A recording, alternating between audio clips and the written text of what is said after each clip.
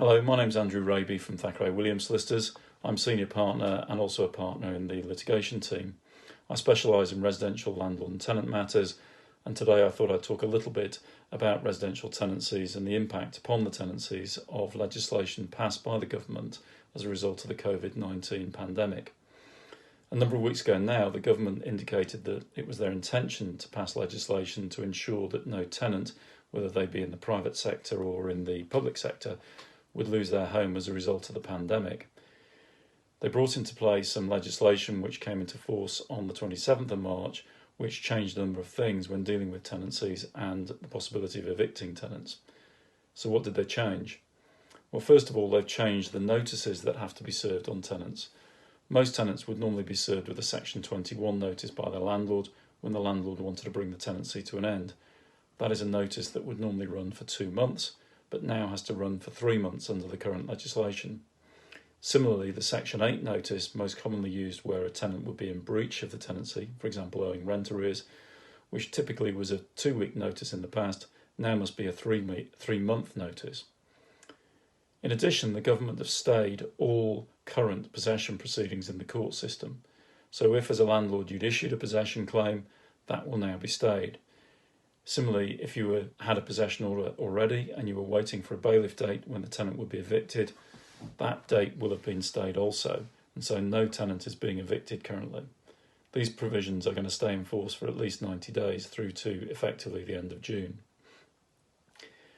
The government has also issued some guidance, some non-statutory guidance if you like, telling tenants that they must continue to pay their rent if they possibly can. This may have been misinterpreted in some quarters as the ability to have a rent holiday or to stop paying rent, but in reality the advice from the government is that tenants should pay rent if they can. If they cannot pay, or if they have been affected by the pandemic and their income affected, then the government guidance goes on to say that they should speak to their landlord and discuss this problem with them. The government are asking landlords to adopt a flexible approach and to try and agree some form of affordable resolution with the tenant. So what's the takeaway from this? I think basically landlords and tenants need to communicate and make sure the channel of communication is open at all times. If a tenant is in difficulty paying the rent or perhaps can only pay part of the rent, they need to speak to their landlord as soon as possible.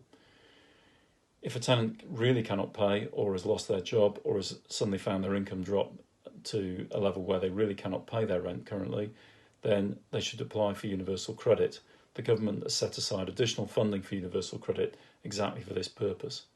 But I think fundamentally it's important that landlords and tenants communicate with each other, and hopefully together they'll be able to get through this crisis and come out the other side with the tenancy still intact. Thanks for listening. If you'd like to ask me a question or get in touch, then you could either telephone the main Thackeray Williams line, which is 0208 290 0440, or send me an email at andrew.raby@thackerayWilliams.com. Thanks for listening.